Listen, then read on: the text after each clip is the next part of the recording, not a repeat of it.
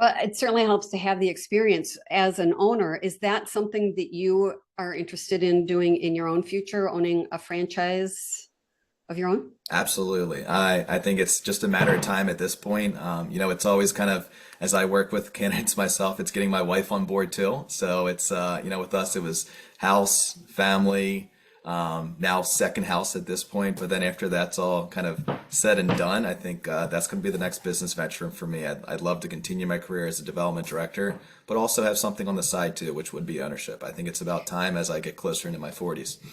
Yeah, that's the real stamp of approval for me is when I see my really good Fran Dev people move then into the ownership role because you see your placements, you see them at conferences or you hear about it. You're aware of who's gone from 1 unit to 3 to 9. Like, dang, this looks like a pretty good opportunity. I want me a piece of that. Yeah, and I love kind of working with you and the rest of the franchise team and knowing that you both, that pretty much a lot of the franchise consultants within your network do have franchises that they own too, and they're very big advocates of that. And having those conversations with them and seeing kind of what works, how they kind of juggle their personal lives and also their business, it's really admiring. Well, there is a time and a place that you will know that it is the right next step to move into that. Do you have any industries that you're particularly, given your history, I could guess, but do you have any industries that you would gravitate to, knowing what you've learned in the scope now of the broad swath, really, of industries that you've represented?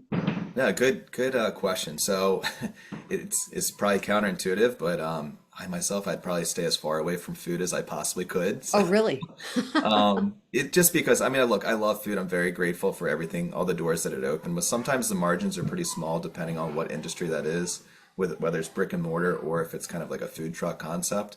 Not saying that that's totally off the table, but it would just have to be the right choice, right decision with the time commitment that I can put towards the brand and still be able to do this on the day-to-day basis of what I love doing, talking to future owners. So are there industries that you would gravitate towards? There are. I think health and wellness is pretty big for me. I really like that. I feel like it kind of hits on a lot of goals that I have. But right now, Meg, where I'm at in life, I've got two young kids. I've got a 4-year-old and a 7-month-old. So anything with childhood development right now, I think that would probably be right in line with where I'm at in life. Yes. Well, I can hear them in the background, Yeah, apologies. It stirring. sounds like It sounds like there's a bowling alley upstairs right now. So This is the joy, I think, since the pandemic hit and we've all pivoted into this virtual world. We get to live life and things happen. Doorbells ring, dogs bark, kids are at home.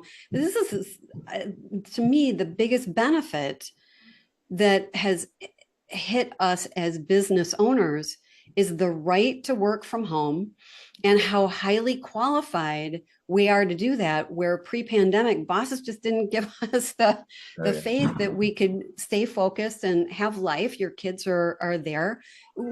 I work with you all the time. We get our jobs done. So Yeah, it's funny. It's Meg. I remember you and some other individuals, like the Judy Davidsons of the world, like they'll give me calls. I know everybody's on different time zones, but I could be preparing dinner and hearing the kids in the background, and it doesn't skip a beat or anything like that. And apologies if you hear them upstairs too loud. Something, he's just full of life, these little guys, I tell you.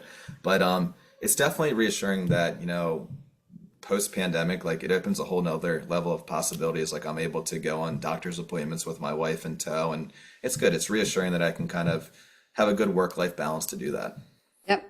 Well, it's just a matter of time, Brandon, before you, as I say, it's this and that. It's not a this or that value proposition.